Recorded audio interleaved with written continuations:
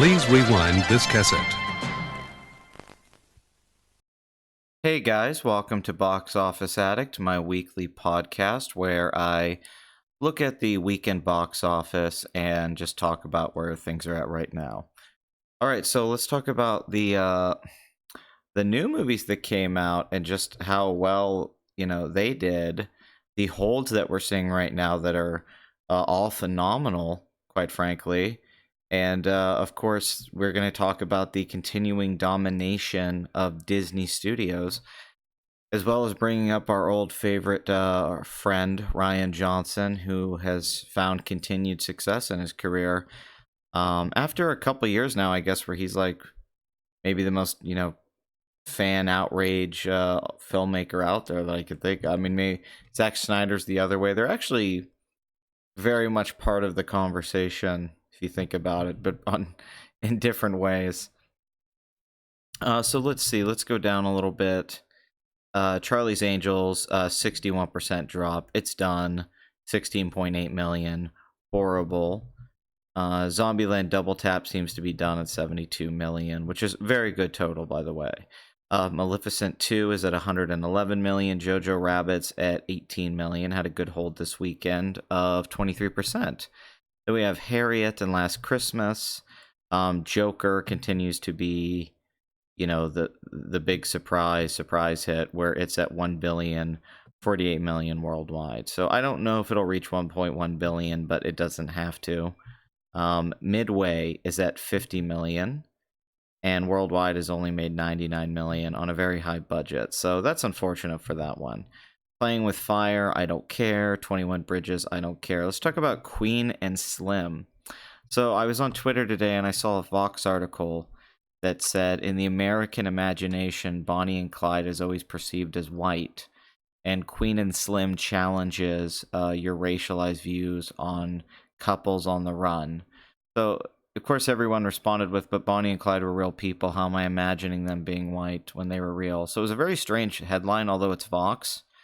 And then I don't get the premise of the headline's also off-putting. Are you saying that, like, I imagine criminals who run off from doing something bad, like, and also you could think of something true romance, but people with have committed acts of violence, I perceive them as white, so I need to see them as black. Like, what the fuck does that mean? Very weird.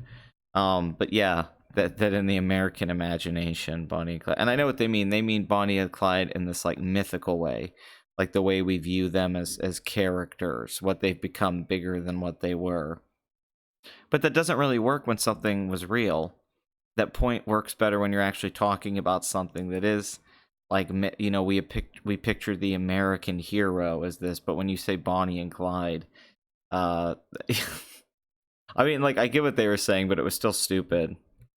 Like, there's probably somebody who got a journalism degree or something, and it's just, or an English degree, and they sit there and write total garbage like that. It opened to 11.7 million, which is actually pretty good considering this is like an indie movie and it didn't have that much marketing. I mean, it might have been able to open higher, but not bad. I'm really excited though about this. A Beautiful Day in the Neighborhood, the Mr. Rogers movie, had a terrific hold, which is a very good sign for this movie, which had a disappointing weekend of 13 million last weekend, but it only dropped 11%. So that, I mean, I know it's a holiday weekend, but still, that's a great hold. So, like I said earlier, when I brought up these movies, like I've been saying it the last couple weeks, like Ford v Ferrari and A Beautiful Day in the Neighborhood, with the holidays coming up, Frozen 2 especially, these movies are going to perform well over the next month. But A Beautiful Day in the Neighborhood came right back from its mediocre opening weekend to 11 million. So now it's a 34 mil domestic. So that really makes up for where they're at. Now they have to keep momentum going. Like, basically next week it needs to bring in $9-10 million. And then the week after that it needs to be 6-7 million. It has to keep going at that kind of trajectory so it can reach 85 million or something like that domestically. But this movie has very good reviews. I think some Oscar nominations are just about guaranteed, and so far it's the most successful film it looks like it's going to be for this filmmaker. Ford v Ferrari. from Disney, even though it says Fox still.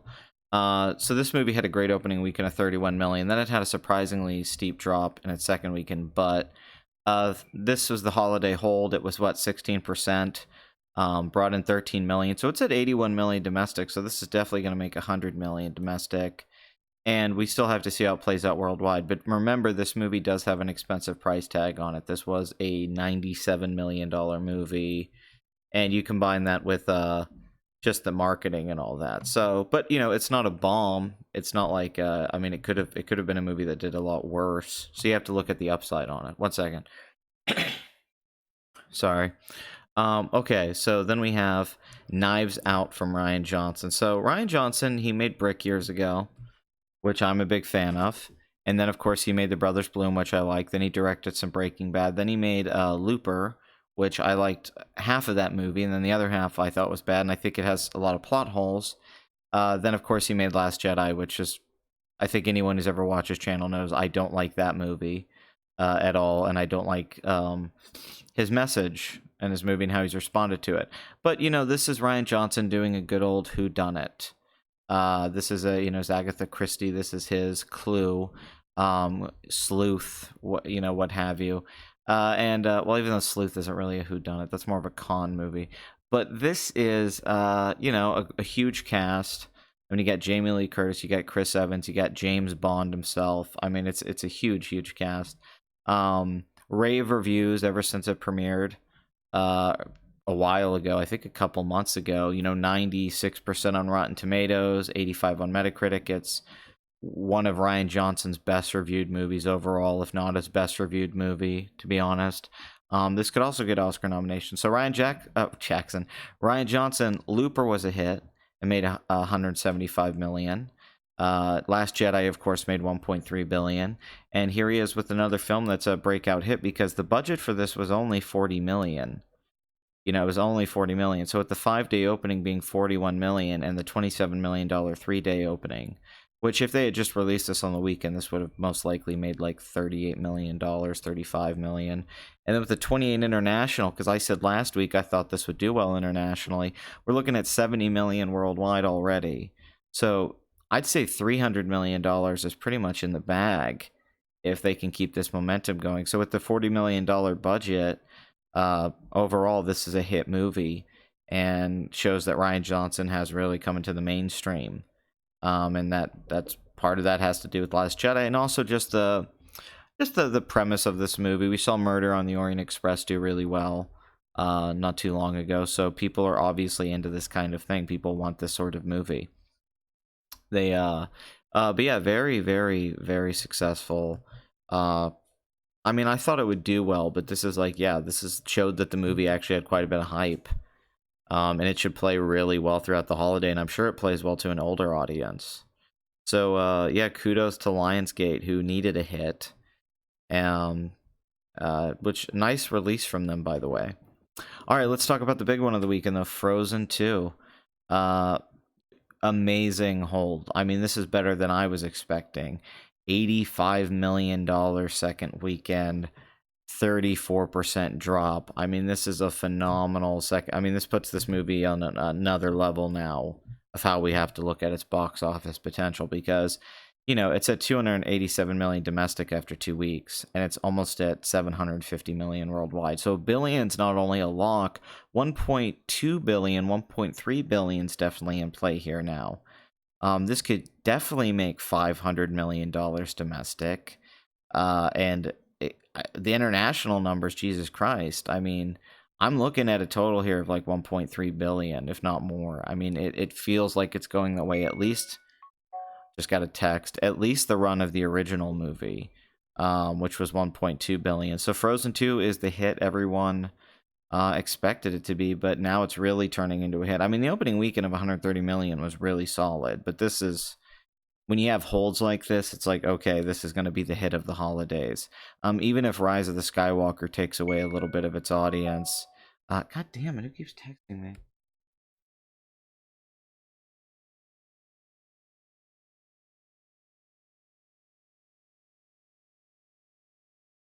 All right, sorry, somebody's inviting me to go play laser tag. But yeah, 738 million worldwide. I mean, this is $200 million budget, let's say. Combine all of those elements, yeah, and with merchandising and the soundtrack. I mean, this is gonna bring in massive profits, and you have this culminating with the release of Disney Plus not that long ago, and then of course this leads to at the end of the year Star Wars. So Disney's in a very good spot right now. This was timed very well to have Frozen 2 come out this year with what's happening. It was actually very, in retrospect, it seems a little brilliant. But that's sort of what Disney does. They have the best marketing team when it comes to releases, when it comes to, I mean, all that stuff. They've mastered it so much. They get these huge openings. And then and then they have weekends like this with the 85 million. I mean, a lot of movies wish they could open to 85 million. A second weekend for that is just like, that's huge in itself. It's a lot of money in 3 days. When the average $19,200, per theater. So let's say like 19 grand coming in. That's a lot of money to be coming in out of 4,500 places. Let's see if I missed anything here. Pain and Glory, Pedro Maldavar. The Lighthouse, 10.3 million. Honey Boy, written by Shia LaBeouf, has made 1.5 million. So, I mean, here's the story of the weekend. Let's get down to the brass tacks, shall we? Frozen 2 is now officially a major hit. Knives Out is a sleeper hit, I suppose. I think people thought it would do well, but it's a hit. This movie is going to make $100 million in the States.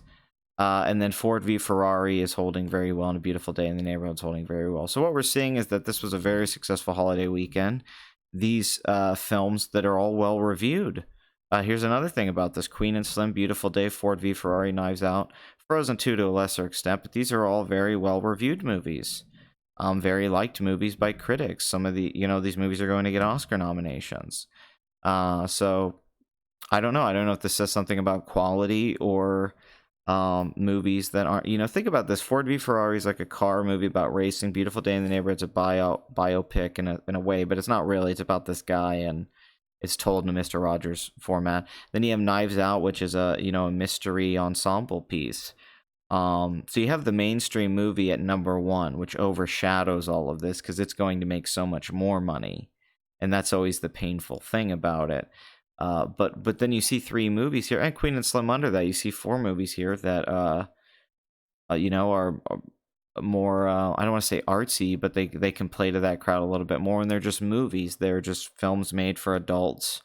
They're not they're not really catered towards little children. And they're not big budgeted films. I mean, Ford v Ferrari is, but still it's modest for today. Considering that movies cost $300 million now. I mean, so all of that, yeah, it's a very positive sign right now that movies like this can still do well. And there's audiences out there for them, at least currently. I don't know how long it'll last. And that all of the movies are doing well right now. Everything's doing good. I mean, there's the bombs like Charlie's Angels, but really, if you look at just the whole lineup here of like the top five, everything's doing well. So that's the positive thing to look at right now, where Hollywood's at going into 2020. And of course, you have Jumanji 2 coming as well. So this should continue into December.